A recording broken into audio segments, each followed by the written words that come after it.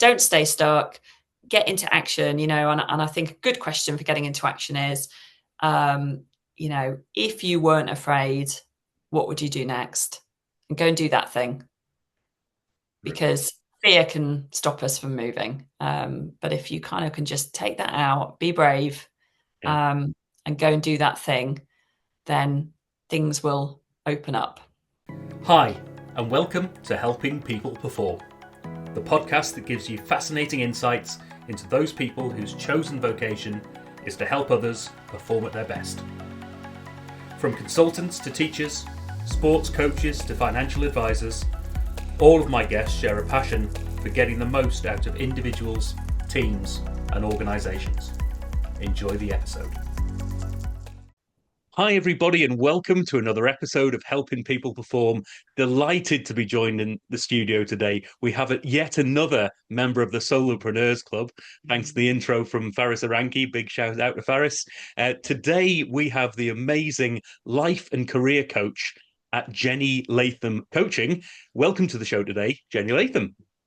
Thank you, Paul. Yes, a proud new member of the Solopreneurs Club. Thank you for having me. Oh, brilliant to have you on. And we've had some chats in the past, and I love the work that you're doing, love some of the branding and the bits that you've got going on, and really looking forward to this conversation and hearing how you help others perform at their best. But maybe let's start, as I always do with my guests, tell us a little bit of background about what got you to where you are today. Yeah, well, so I suppose the macro sort of version is I sort of had 5 years at Ford, most company on their graduate program, and then 16 or 17 years at EY. So I've kind of been quite brand loyal, actually, and sort of sticking with my companies. And then just last year, July 23, I left EY, although I still provide some contracting coaching back to them. And it's funny, really, because I kind of started in Ford as a graduate, and I started what was called their process leadership function, which at the time I thought was about process improvement, but it turns out that's the name they called their technology function. Right. So I kind of accidentally fell into this technology world, but what I really gravitated towards doing was more project management. Right.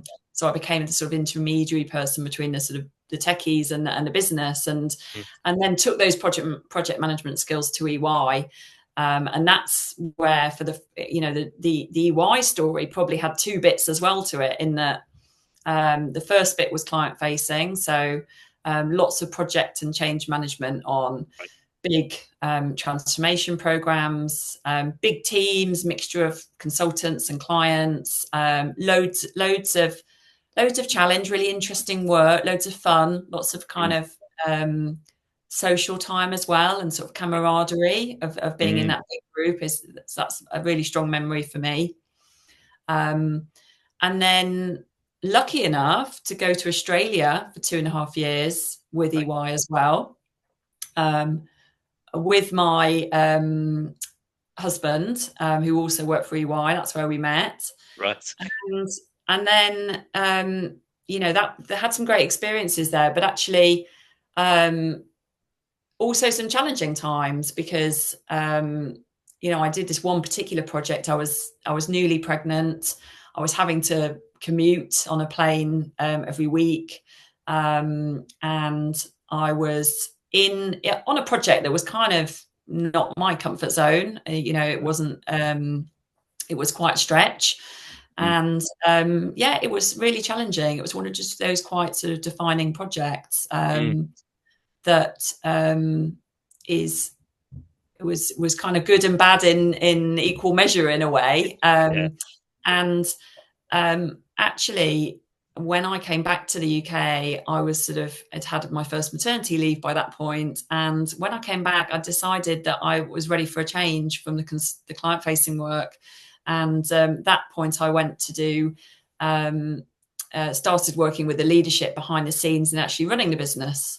Right. So for the last 7 years, I did a whole assortment of different roles: strategy, chief of staff, operational, people roles. So I got a really amazing and broad experience working with different partner leaders and that leadership team in, running various aspects of the business. And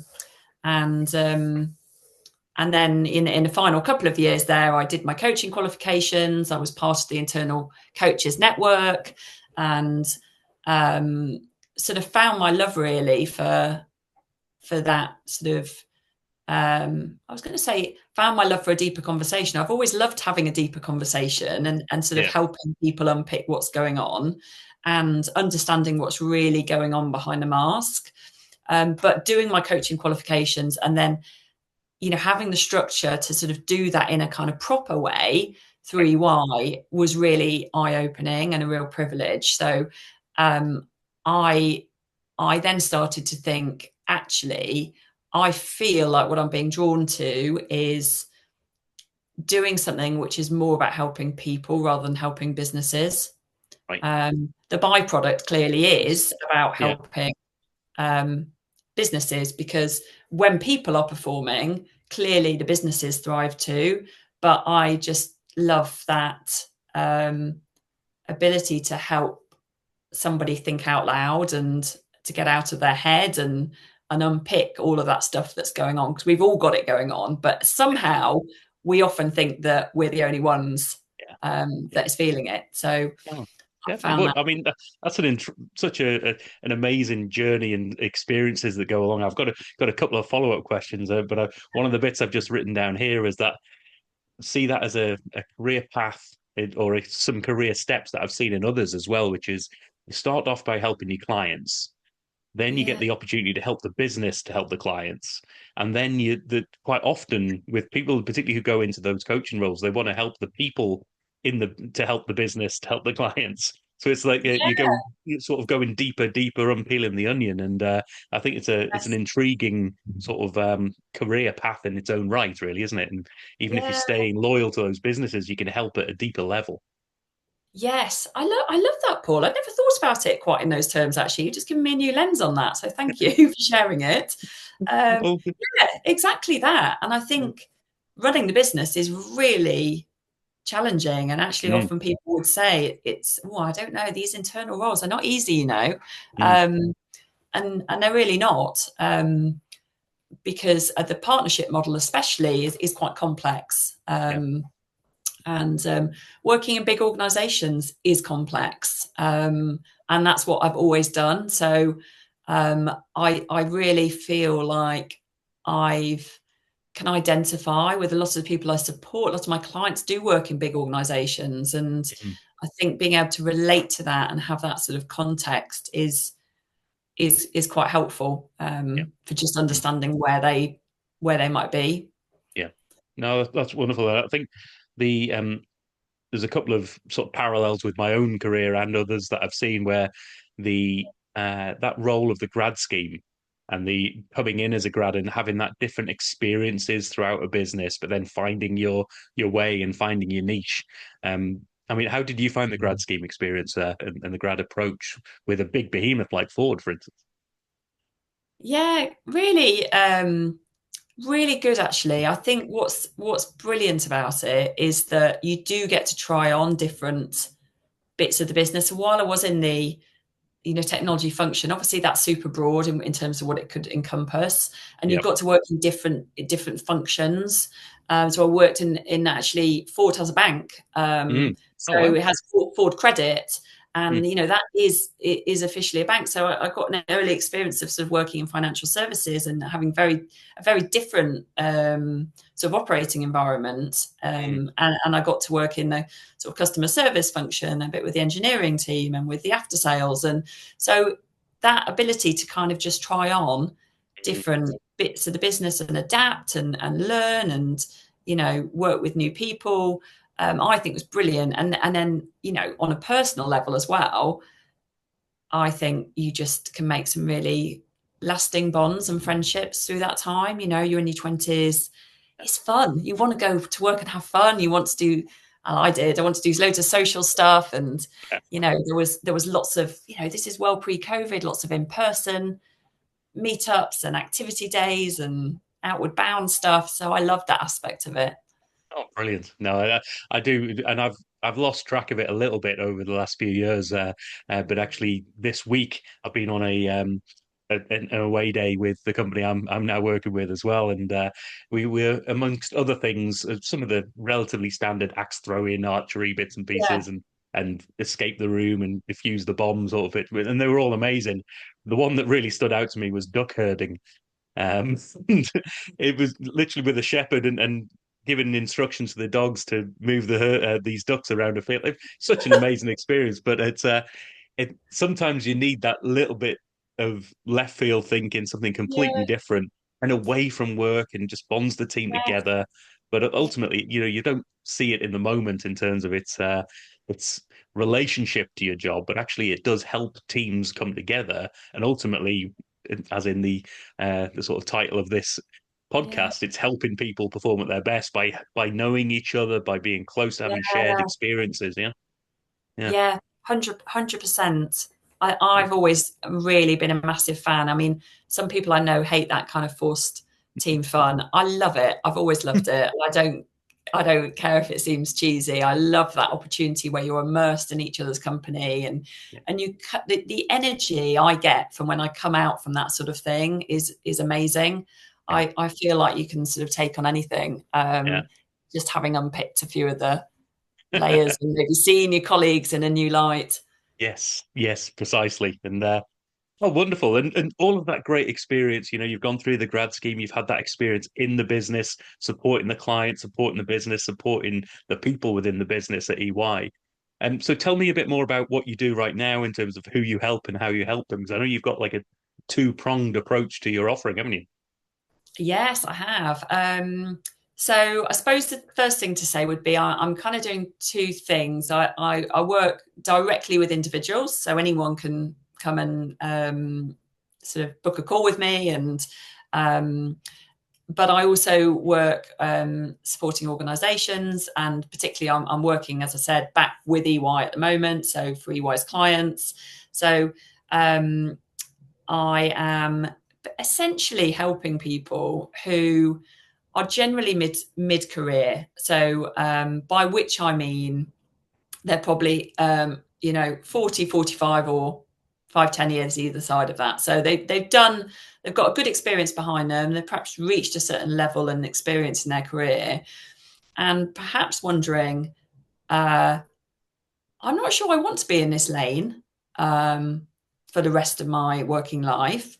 Mm, Or perhaps thinking, I wonder if I can go higher. Do I want to? Is this the right next step? So mm, generally, when people are, and I think your 40s is such a pensive time for this kind of reflection, like a lot can change. And I think for some people, it means they've become parents. For some people, it means they've got to where they want to already in their career in terms of mm, level, and are kind of thinking, what next?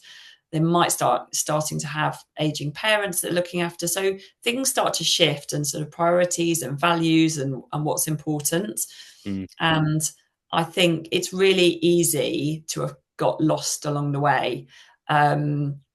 But I'll come back to that into what I actually do. And essentially, I help people to kind of get all of that thinking and mind mess out of their head and unpack it and work out what do they actually want. Um, and and to kind of equip them with the tools and confidence to then take action towards whatever that is that they do want. So there's two bits to the thing I offer. So the first thing is called a career MOT. And so for all the British people, they're all completely au fait with this terminology. Although I did have to ask the the chap who did my MOT, I did have to check with him what it meant, because I realised I didn't actually know. And it actually Oh yeah, stands for Ministry of Transport. right. Oh, I didn't Ministry know. of Transport test, as it Right. was, but everyone just calls it the MOT. But we Right. all know and love the MOT in as far as it's a health check, isn't it? It's a Mm, safety check. It's a every year, let's do this check on your car and make sure it does what it's meant to. It's safe, it's roadworthy, it's had all of its things checked over. We do the same for our health. If you have any private health insurance, that's quite common for people to go and have those done. We go to the dentist every year. We have a hygienist, but actually it's often we don't have these career check-ins, not really, because you speak to your boss, but you don't necessarily want to tell them that you're not happy or you're not convinced you should go for promotion, or you're not sure what you should do next. There's kind of a conflicted role there, for your line manager, in also looking after and helping you steward your own career. And so what I offer is quite a detailed self-assessment, which people complete in advance on their own. So probably sit down with a cup of tea, 45 minutes, somewhere quiet. And it's a combination of sort of ratings against different aspects of their career around, culture, people, the role itself, the values of the company, how you feel rewarded. And then lots of free text as well, lots of reflective questions, which get you really thinking about what's challenging about it, what's good about it, what you might want to be different. So by the time that people come into the actual conversation, the MOT conversation, often they've already started to go, oh, yeah, I've already started to think about something in a new way, or I've really realized that I do need to do something different. And that's kind of given me a bit of impetus. So in the career MOT, we then explore all that. We kind of unpick, okay, well, what's stopping you from taking that next step? And the important thing is we come out with something to do, like a next step, even if it's a small one. And that's, people find that generally, I found, just really empowering. They've kind of gone, oh, I've just been able to, saying this out loud to someone, I don't know what it is, just some kind of magic. When you say things out loud, different things happen and new connections get made. So I love doing the MOTs. And then the second thing, which sometimes the MOTs lead on to, sometimes they don't. Either is fine. But if you're someone who is looking to where the path to where you want to go is feeling quite daunting, or you want to make some bigger changes, not just in your professional life, but perhaps in career as well, you're looking for a bit more of a reset in where you're going and what this next chapter looks like, then I offer something called a Next Step Navigator, which is a sort of a 12-week package where there's 6 coaching sessions, there's weekly accountability and reflection, there's sort of homework in between. So there's lots of exercises and tools that people do which provoke new insight, and I suppose sort of help them gather bits of the bits of jigsaw pieces together, because I think it's often about putting together this puzzle and actually just getting clear on, okay, what do I want? What are my values? What really are my skills? A lot of people come in and say, oh, I'm just a bit of a generalist. I don't really know. I don't really know what I could do next with what I've got. And there's a lot of mindset stuff. There's a lot of confidence challenges. There's fears. Well, how am I ever going to earn this salary again? And I think that the lovely thing about the Next Step Navigator is it doesn't need to be career change.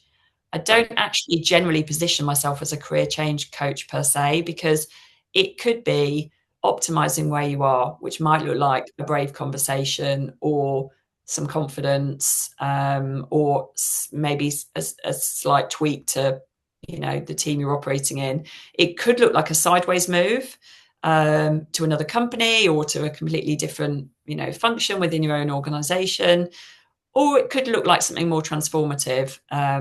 It might look like something completely different, or it might look like all 3 of those, because that's kind of what I did actually. I sort of did some optimizing on where I was, and then I did a bit of sideways move within EY, and then before making that big transformation. So these things can take some time, and people are on different journeys. They've got different constraints, in terms of what's going on in their life. And my job is really to help them to get find the absolute optimum solution with their unique ingredients, what their happiness ingredients are, what their unique constraints are, what's really important to them, what needs to happen when, and we sort of just put all of this into the melting pot and work out what their kind of special path through it is. Oh, I love that, and I think there's those two elements of the career MOT, and then the next step navigator. It's like to step back, and I love that analogy with the MOT. We were just chatting before recording here. I spent time in New Zealand. The career WAF, as it is over there, the warrant of fitness. Yeah. It's it doesn't quite have the same ring to it, certainly not to my British ears, but it's that element of I know there is a point in the year where I am stepping back and just checking in. And it doesn't mean I'm changing my car. It doesn't mean I'm upgrading it in any way. It just means that I've got confidence that this is gonna continue on delivering what's what at a minimum. And Yeah. then I can, if I need to, I can take that sort of next step navigator view, which is actually what do I need to be the upgrade the car to do something, buy a new car, take it elsewhere. It's a completely different piece. And the other bit that I've just noted down there that really resonated with me was the sort of jigsaw puzzle analogy, which is what everyone's got their own puzzle to sort of fill in, Yeah. and sometimes people need help with understanding what does the final picture look like. Some people have got it very clear in their minds as to I want the end of my career to be this, and I want the whole thing to look like this, and it's just about finding the pieces and putting them in the right order and getting there. Some people need help to actually picture what that is in the first place. Yes. Uh, Yeah. and then some people know what that is, but they don't know, or they've got an idea, but they don't know where the pieces are or how to even start to put them together. And actually, just having a Yes. process to work through is really going to help them there. So yeah, that sort of Yeah. resonated with me in the mind there. So I love it, and um, that element of being able to do that for individuals, which is a bit, I guess, it could be a bit more transformative. But you mentioned about the within the organization. Obviously, if you're being a coach and a career coach for an organization, quite often what they don't want you to do, and this is a conflict I've come across, is they don't necessarily want you to become the best version of yourself as a whole. They want you to become the best version of yourself in their organization. And I Yes. think it Yeah. takes a really strong leader. And I happen to have an exceptional experience where a career coach that I had, and the coach was actually my boss. But one of the first things he said was, I want to coach you and your career to whatever you and your family need it to be. If it's in the business, fantastic. If it's Yes. outside the business, that's Yeah. great. But quite often, that conflict that you talked about with actually within an organization, sometimes you do need to focus on how do I optimize this within the constraints. So I guess it's two different constraint free for the individual and a slightly constrained but focused view within the organizations. Yeah. Yeah, no, that challenge is very real actually, and how wonderful that you had that person to help you in Mm, that way, because that's kind of how it should be, isn't it? I mean, of course, and ideally, any company would want their people who are there to be there for the right reasons and to be there for because they want to be and because they feel vested in it. And typically the work I tend to do with organizations is about you're right, it's about that optimizing piece. And actually a lot of the time, in fact, if I think about some of the clients I'm working with at the moment, it's it's often about confidence to go to the yeah. next level, um, and question marks around, have I facing up to maybe a difficult interview process, or actually even when I get there, do I belong? Mm, Do I want to, do I have a place there? Perhaps sometimes a lack of visible role models, people that look and feel and talk mm, like them at the next level. So it can be quite broad ranging actually. That whole career navigation. It might be people who are new in role and are trying to navigate, how they step up from being a sort of manager to a yeah. leader, and that's quite a different skill set. And to be honest, with all of these things, what people generally need is to be seen and to be heard and to be understood. And it's that sort Mm, of age old thing, isn't it? It's so simple, but a lot of the time in our kind of busy, fast-paced life, day-to-day bosses can sometimes find it a real struggle when they've got, half a dozen direct reports to give them that time and to have, they're not necessarily trained in coaching skills. So I think it's for any organization that can offer that to their teams, it can be so transformative in helping people just, ignite them with that confidence and belief and clarity around what is right for them, whatever that looks like. Yeah. Oh, that's wonderful. And yeah, I've always been a full advocate of coaching and questioning and challenging and supporting, because I do think you can get from the same team, you can just get the whole team's performance lifted up so high. And I think that's a fantastic way to do it. Um, I'm always interested with my clients, particularly those who spend all of their energy or a vast majority of their energy helping others perform at their best. How do you help yourself? What do you do to help Jenny be the best performer in your world as possible? Yeah. Oh, that's a really good question. Well, I wrote a LinkedIn post about this a week or two ago, actually, because one of the things that really helps me is going for a run. So I just get my best ideas when I go running.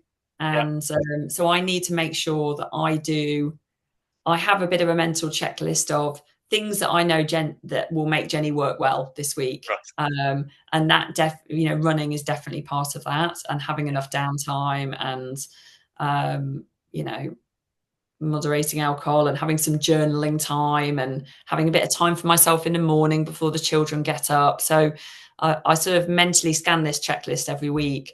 And but outside of that sort of just looking after myself piece, one of the biggest challenges for me in moving to this freelance role is not being part of a team, is not having that energetic Yeah. connection that you get, like you just explained. I'm so jealous of your away day. I want to go on a away day. So I am part of a local networking group where I can go and see people in person. It's actually a Oh, women specific sort of right. founders group, which is brilliant. I met loads of great people through that. And actually, yesterday I spent the day co-working with one of them. So she came and we sat at Brilliant. my kitchen table and had a day being super accountable about what we were going to get done. And we sort of powered through. The solopreneurs group that you mentioned, which Faris leads, which is an informal group of people across the UK and actually globally, isn't it? Yeah, yeah, it's a global entity now. Uh, that's always a great platform for support and encouragement and questions. And then I do some reciprocal coaching with another coach, so that we kind of help each other work through building a business Yeah, and just navigating life. yeah, I think how lucky to be able to have this amazing coaches network, and we can help each other in that way, because, yeah, having a coach every week is a lovely thing to be able to do. And then I just immerse myself in podcasts. I mean, I am a self-development, personal development book and podcast junkie. I've got so many books. I mean, if I took all of the advice and all of the amazing wisdom from all of these books, I would be some kind of superpower woman ninja. I mean, there's so much good stuff in them. And the challenge, I think, is always in, being able to then execute on some of all yeah, this, the great stuff that you've taken. yeah, Um, so, and then I try and keep up to date with my own coaching development as well, because, once you've done all your qualifications, you've got to really keep, unlike any other skill I've learned, actually, I find there's just so much to keep learning. And, I go to something where they have amazing experienced coaches where you can be a fly on the wall of them live coaching someone, Oh, nice. and then Yeah, there's a discussion forum afterwards. yeah, And that's really powerful because you get to see other people's approaches, and to see them in action. So, yeah, lots of learning, lots of podcasts, lots of books, lots of networking, and just trying to make sure I am getting energetic connection in my life, because that's really important to me. And I'm not one for sitting at my desk on my own in my virtual home office for too long. Yes, and it's getting that balance right, isn't it, between what Yeah.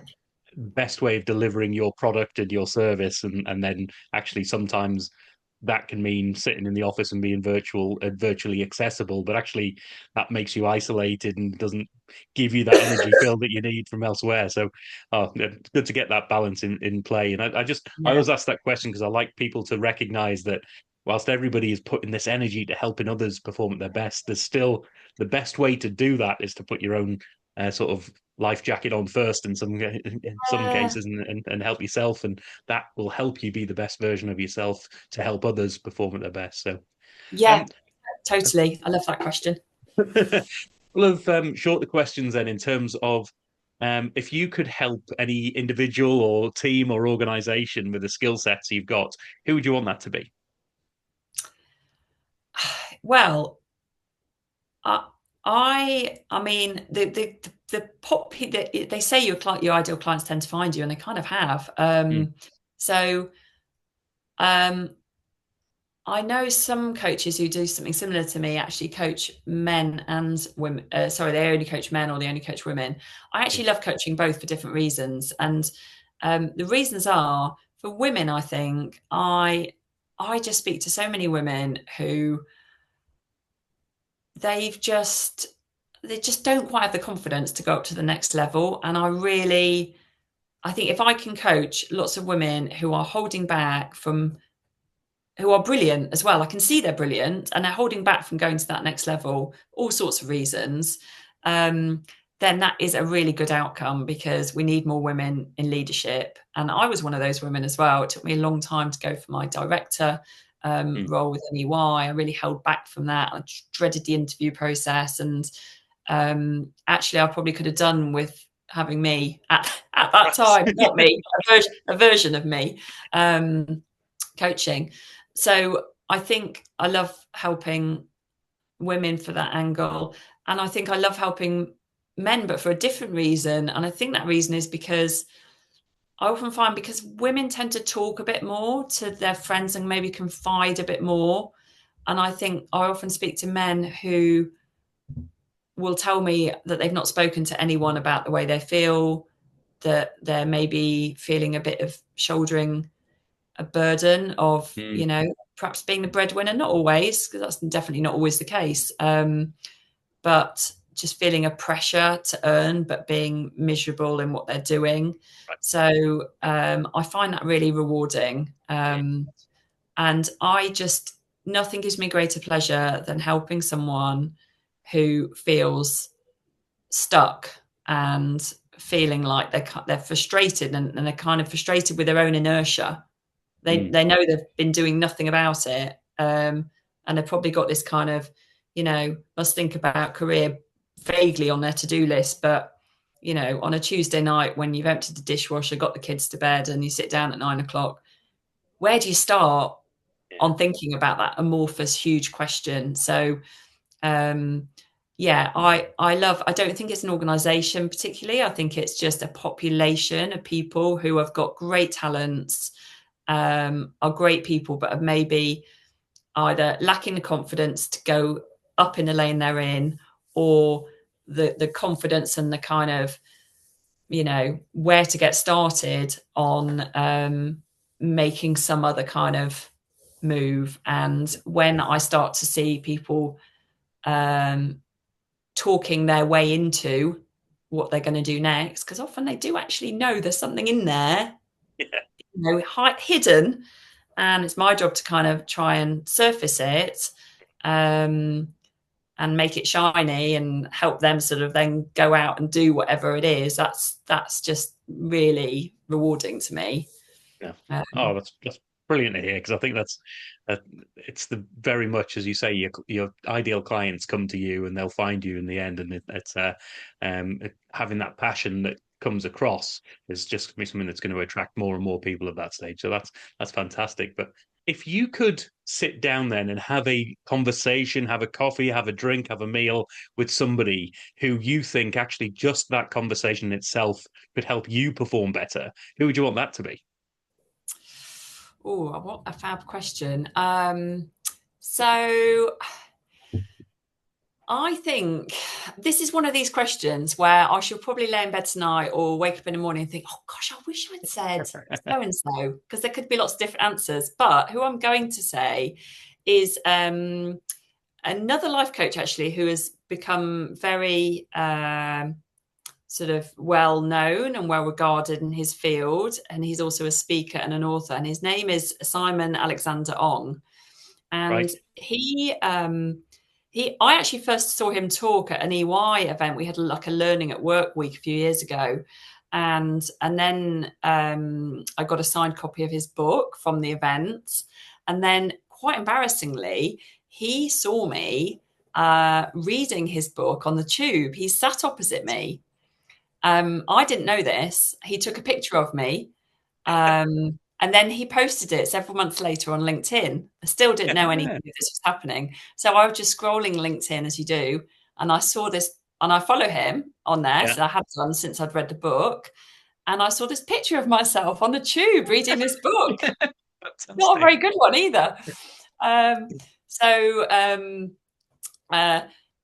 did actually then end up meeting up with Simon, and we did have a coffee. And I really love, in fact, I've got the book in front of me because I've got a pile of books, and it's called Energize. Yep.